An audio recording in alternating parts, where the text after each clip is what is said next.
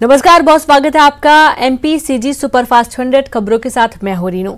सबसे पहले बात करेंगे हाथरस से बड़ी खबर की, जहां पर सड़क पर भटकती मिली 12 लड़कियां। मध्य प्रदेश से लाई गई थी लड़कियां, सड़क पर रोती लड़कियां मिली हैं। बंधक बनाकर रखी गई थी लड़कियां। खिड़की से कूदकर उन्होंने भागकर अपनी जान बचाई और सभी को एमपी से बेचने के लिए लाया गया था। सिलाई का काम कराने के बहाने से ये लड़कियां लाई गई थी और 3 दिन तक कमरे में बंधक बनी थी। चुंगल से छूटी नाबालिग ने बताई दर्द भरी दास्तां। मंडला की रहने वाली सभी लड़कियां बताई गई हैं। चौंकाने वाली बात है, बड़ी खबर हाथरस मामला जो कि अभी ठंडा भी नहीं हुआ था। एक और चौंकाने वाली जानकारी सामने आई है। यहां से 12 लड़कियां भागी, खिड़की से कूदकर भागी लड़कियां, और एमपी से बेचने के लिए इन्हें लाया गया था। सिलाई का कामकाज दिलाने के नाम पर इन 12 लड़कियों को लाया गया था। हाथरस में मिली मंडला की लड़कियां, मध्य प्रदेश से ये लड़कियां लाई गई थी और इनको सिलाई का काम देने के लिए इन्हें लाया गया था। सिलाई का काम के बहाने लाया और 3 दिन तक कमरे में बंधक बनाकर लड़कियों को रखा गया था। काफी मशक्कत के बाद इन्होंने खिड़की से कूदकर अपनी जान बचाई और वहां से भाग निकली। और ऐसा है कि कोई बड़ा जाल, बड़ा नेटवर्क इसके पीछे काम कर रहा है। ये सभी लड़कियां मंडला की रहने वाली हैं। और चलिए सीधे रुख करते हैं संवाददाता सुनील का। सुनील, विस्तार से बताएं, ये लड़कियां कैसे इनको ले जाया गया था और ये लड़कियां कहां पर हैं और क्या इन्होंने बताया था? इन 3 दिन तक जो बंधक बना के रखा गया, क्या इन्हें परेशान किया गया?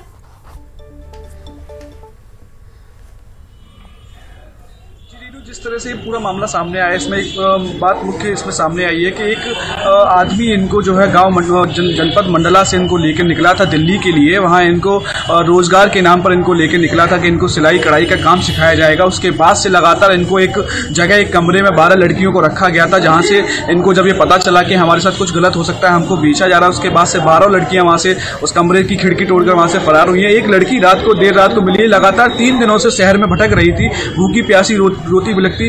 जब न्यूज 18 की नजर इस लड़की पर पहुंची तो न्यूज 18 से इस लड़की से बात हुई तो उसने बताया कि किस तरह से हमको लेके आया गया था, यहाँ पर भूखा प्यासा रखा गया था। उसके बाद से हमें बेचे जाने की बात सामने आ रही थी।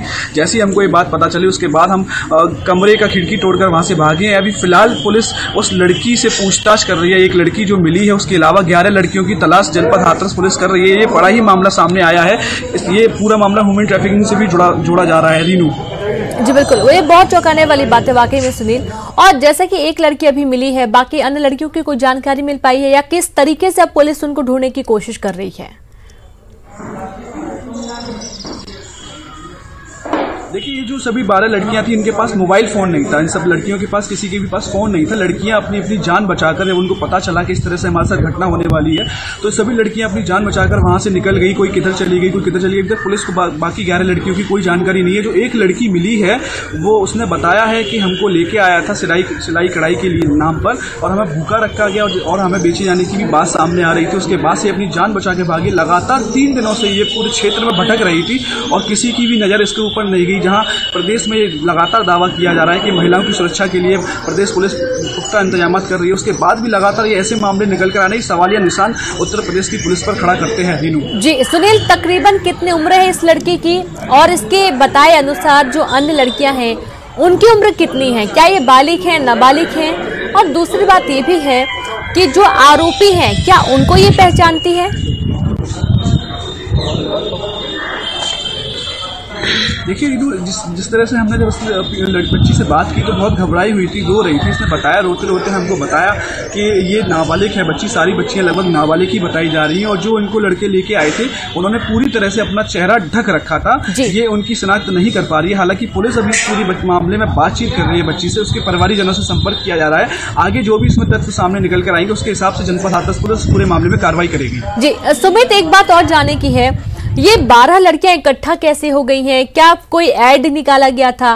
किसी एजेंसी के माध्यम से इनको नौकरी देने का झांसा दिया गया? ये तमाम जांच का विषय है सुमित, और ये बहुत अहम है जानना कि आखिरकार एक साथ 12 लड़कियां नौकरी की तलाश में बाहर निकलती हैं घर से, वो भी नाबालिग लड़कियां, तो इनको इस जाल में फंसाया कैसे गया था?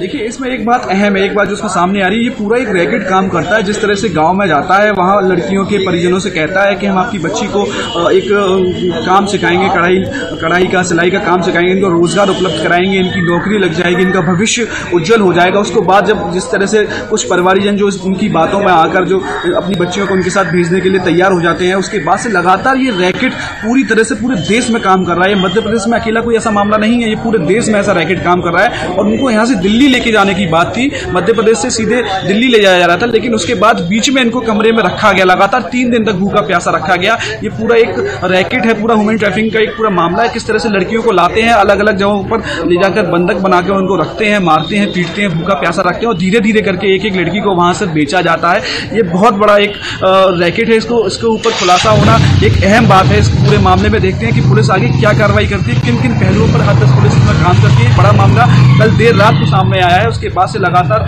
हाई अलर्ट है। जैसे कि आप देख रहे हैं, पिछले कई दिनों से हाथरस में एक दलित लड़की की दुष्कर्म के बाद, हत्या के बाद से लगातार पूरे देश में आक्रोश है पुलिस को लेकर। उसी के बाद ये लगातार ये पूरा मामला जो निकल के आया, उसको लेकर भी एक बड़ा सवाल यहाँ पर खड़ा होता है रीनू जी। और साथ ही सुमित, इस पूरे मामले को लेकर क्या आपकी किसी जिम्मेदार अधिकारी से कोई बातचीत हो पाई है? अब जो नाबालिग बच्ची जो इस वक्त पुलिस के पास है, परिजनों से कोई संपर्क हो पाया है? और एक बात है, जब परिजनों ने अपनी अपनी बेटियों को भेजा कामकाज के लिए, तो क्या उन्होंने ढूंढने की कोशिश की, उन्होंने बात करने की कोशिश की? क्योंकि 3 दिन से तो इनको बंधक बना के रखा हुआ था, ना उनके पास मोबाइल फोन था, ना संपर्क का कोई साधन था।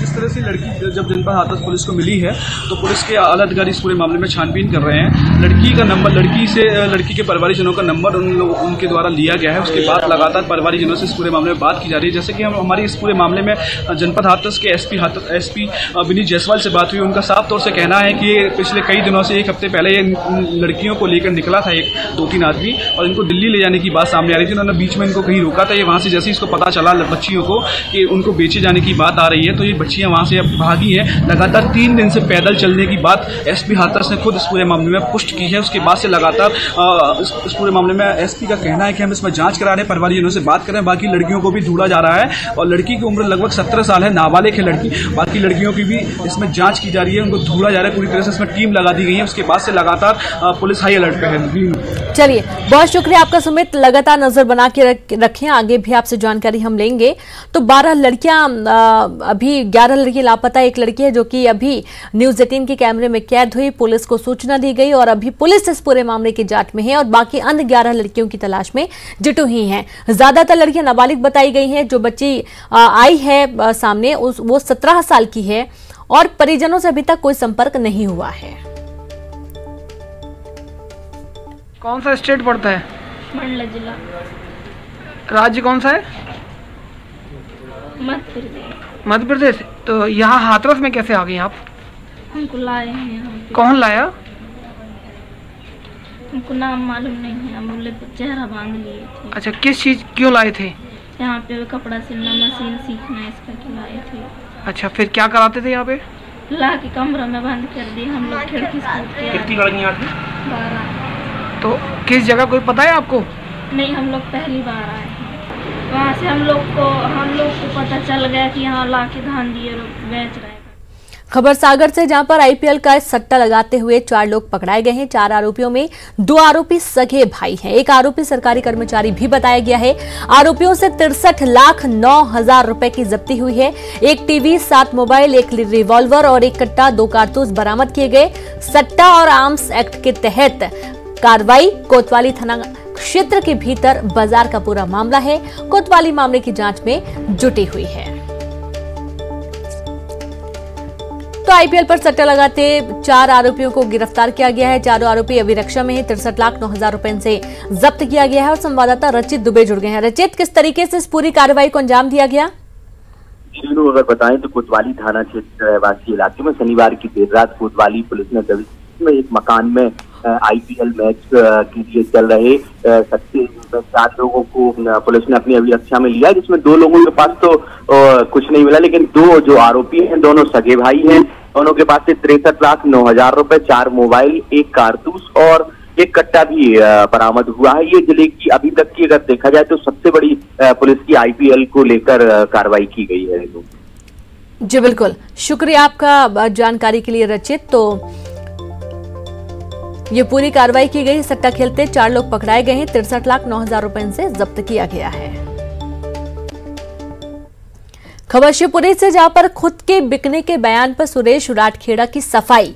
मेरे बयान को तोड़ मरोड़ कर पेश किया गया है। सुरेश राठखेड़ा का कहना है, मैंने कहा मैं बिका नहीं, विकास के लिए पार्टी बदली। शनिवार को एक कार्यक्रम में सुरेश राठखेड़ा ने बयान दिया था। उन्होंने कहा था खुले मंच से, मैं बिका जरूर लेकिन जनता और सिंधिया के खातिर। और इस बयान को सोशल मीडिया पर खूब वायरल किया गया, खूब लोगों ने देखा भी, कई लोगों ने तंज भी कसा। लेकिन इस पर उन्होंने सफाई दी है और उन्होंने सफाई देते हुए कहा कि मेरे बयान को तोड़ा मरोड़ा गया है। उनका कहने का मतलब ये नहीं था। उन्होंने तो कहा था कि मैंने कहा कि बिका नहीं, विकास के लिए पार्टी बदली है। शनिवार को एक कार्यक्रम के दौरान सुरेश राठखेड़ा ने ये बयान दिया था। और क्या कहेगा वो भी सुन लो। भैया वोट मत देना, माने तुमको बेच दिया। सुरेश राठखेड़ा को वोट मत देना, माने तुम्हें बेच दिया। मैं आपसे कहना चाहता हूं, मैं बेचा जरूर लेकिन मैं आपकी खातिर बेचा। मैं बेचा तो हम सबके लोकप्रिय नेता। मेरा जो बयान उन्होंने तोड़ मरोड़ के पेश किया है वो बिल्कुल गलत है। मैंने ये कहा था मंदारी आएगा, डमरू बजाएगा, मेरे को बिकने की कहेगा। मैं बिकने वाला नहीं हूँ। क्यों नहीं हूँ कि हमारे महाराज के हम वफादार सेवक हैं और हमको कौन खरीदेगा। हमने कहा हम विकास के लिए हमने दल बदला है। वो शब्द उन्होंने थे तोड़ मरोड़ के पेश कर दिए। हमने विकास के लिए, जो बिकने की बात करते हैं, बिके नहीं है। विकास के लिए हमने पार्टी छोड़ी। हमारे क्षेत्र में विकास नहीं हो पा रहा था। 14 महीने और 14 पैसे का हम विकास। और वक्त एक ब्रेक का है, हम जल्द हाजिर होंगे।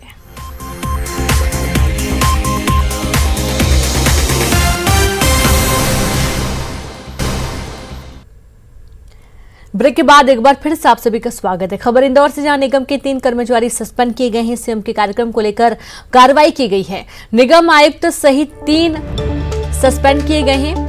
निगम उपायुक्त सहित 3 लोगों को सस्पेंड किया गया। कार्यक्रम में भेजे गए थे सजावटी फूल। कांग्रेस ने की थी इसी में शिकायत। सीएम की सभा में गाड़ी कर्मचारी भेजने की शिकायत की गई है और इसके चलते ये बड़ी कार्रवाई की गई है, जहां पर नगर निगम के 3 कर्मचारियों को सस्पेंड किया गया है और सीएम के कार्यक्रम को लेकर कार्रवाई। निगम उपायुक्त सहित 3 सस्पेंड किए गए हैं कर्मचारी। तो 3 कर्मचारियों को सस्पेंड कर दिया गया है। समर्थन कार्यक्रम में भेजे थे सजावटी फूल। तो वही कांग्रेस ने की थी इलेक्शन कमीशन से शिकायत। और संवाददाता अरुण त्रिवेदी जुड़ गए हैं। अरुण, 3 कर्मचारी सस्पेंड कर दिए गए हैं और साथ ही यहाँ पर और भी कुछ कार्रवाई करने की बात सामने आ रही है। पूरा मामला बताएं। बिल्कुल, देखिए गुरुवार को सीएम शिवराज सिंह चौहान इंदौर आए थे। उन्होंने सांवेर के जो 2 मंडल के कार्यकर्ता थे उनको संबोधित किया था और उसके बाद जो कांग्रेस है उसने इसकी शिकायत की थी कि इसमें सरकारी मशीनरी का दुरुपयोग हुआ है, भीड़ जुटाई गई है, जिस पर एक बीजेपी कार्यकर्ता पुरुषोत्तम अग्रवाल है, उनके खिलाफ एफआईआर भी दर्ज हुई थी। लेकिन जो कांग्रेस के कार्यकर्ता हैं, कांग्रेस के जो नेता हैं, उनका कहना था कि जो नगर निगम के कर्मचारी हैं उन्होंने भी इसमें सहयोग किया था और उन्होंने भी सीएम की व्यवस्थाएं देखी थी। इसलिए नगर निगम के जो कमिश्नर हैं पृथ्वीपाल, उनको यहाँ से हटाया जाए, उनको सस्पेंड किया जाए। इस मामले की जब जांच की गई तो पता चला कि जो नगर निगम के उपायुक्त हैं उद्यान विभाग के प्रताप सिंह सोलंकी और एक नेहरू पार्क के दरोगा हैं सुभाष और सौरभ शर्मा, इन दोनों को निलंबित कर दिया गया है। हालांकि जो सौरभ शर्मा, उनकी सेवाएं समाप्त कर दी गई हैं। इन्होंने 150 गमले सीएम के कार्यक्रम की सजावट के लिए यहाँ पर भेजे गए थे, जिसका वीडियो कांग्रेस ने चुनाव आयोग को भेजा था कि इस तरह नगर निगम के कर्मचारी वहां पहुंचे थे और सीएम की सभा के लिए गमले भिजवाए गए थे। इसकी शिकायत। चलिए अरुण, बहुत शुक्रिया आपका तमाम जानकारी के लिए। तो यही पूरा मामला आगे बढ़ा और आज जब इस पर कार्रवाई की गई है तो वही निगम उपायुक्त सहित 3 लोगों को सस्पेंड किया गया है। बीजेपी के राष्ट्रीय महासचिव कैलाश विजयवर्गीय ने आगर मालवा में उपचुनाव के लिए बीजेपी दफ्तर का उद्घाटन किया और इस दौरान कार्यकर्ताओं को संबोधित करते हुए कैलाश विजयवर्गीय ने कांग्रेस पार्टी और कमलनाथ को जमकर आड़े हाथों लिया। मध्य प्रदेश में सरकार गिरने को लेकर अपने बयान में कहा है कि अमित शाह ने उन्हें मना कर दिया था और कहा था कि कमलनाथ जी को अभी चलने दो, सरकार देखते हैं कमलनाथ कैसे सरकार चलाते हैं। इस पर कटाक्ष करते हुए कैलाश विजयवर्गीय ने कहा कि अगर अमित शाह मना नहीं करते तो मैं 2 माह में ही सरकार गिरा देता। हमने नहीं सोचा था, हमने सोचा कि कमलनाथ जी की सरकार है, अपन भी चलने दो। मेरे को तो पहले ही 4-5 कांग्रेस के लोग आ गए थे कि आप चाहो तो अपनी सरकार गिरवा दें। तो मैंने पूछा अपने नेताजी से, अमित भाई से, इनके क्या, अरे वो चलने दो यार, अभी थोड़े दिन देखते हैं कैसे चलाते हैं। उनके ठीक है, एक तो 2 महीने में सरकार गिरा देता मैं तो। पीएम मोदी आज डिंडोरी जिले के गोरैया गांव में रहने वाले किसान दशरथ सिंह मरावी से संवाद करेंगे, जिसको लेकर दशरथ सिंह बेहद उत्साहित नजर आ रहे हैं। बता दें कि पीएम मोदी आज वीडियो कॉन्फ्रेंसिंग के जरिए दशरथ समेत 20 किसानों को सौगात के रूप में आबादी भूमि का पट्टा वितरण करेंगे और पीएम मोदी द्वारा मरावी से करीब 3 मिनट तक वर्चुअल संवाद भी करेंगे। और दशरथ सिंह ने बताया कि अपनी आबादी भूमि के पट्टे के लिए तुर्कों के जमाने से चक्कर लगा रहे थे, लेकिन मोदी सरकार में उनका ख्वाब पूरा हो पाया है।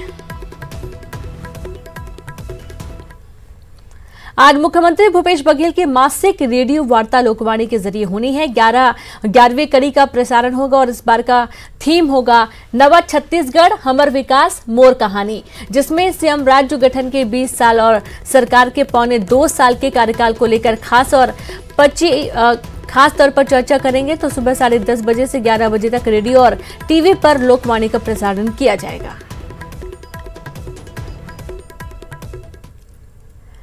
कांग्रेस प्रत्याशी का आज हो सकता है ऐलान, जहां मरवाही उपचुनाव के लिए प्रत्याशी आलाकमान आज ऐलान कर सकता है। चुनाव समिति ने भेजा है नामों का पैनल। 3 नवंबर को मतदान होना है और इसके पहले चुनाव में जो उम्मीदवार उतारे जाने हैं प्रत्येक सीट से उनका सामने रहना बहुत जरूरी है, क्योंकि कई बार ये होता है कि जनता पार्टी नहीं बल्कि इंसान को देखकर वोट देती है कि जो व्यक्ति उनके ग्रुप से निकलकर आगे बढ़ा है वो किस हित में काम करने की सोच रखता है। ये तमाम ऐसी बातें जिनको लेकर मंथन किया जा रहा है और यही एक बहुत बड़ा कारण है कि 3 नवंबर को होने वाले मतदान के पहले चुनाव समिति ने नामों का पैनल भेज दिया और जल्द ही नामों का ऐलान किया जाएगा। और इसी के साथ इस बुलेटिन में इतना ही। नमस्कार।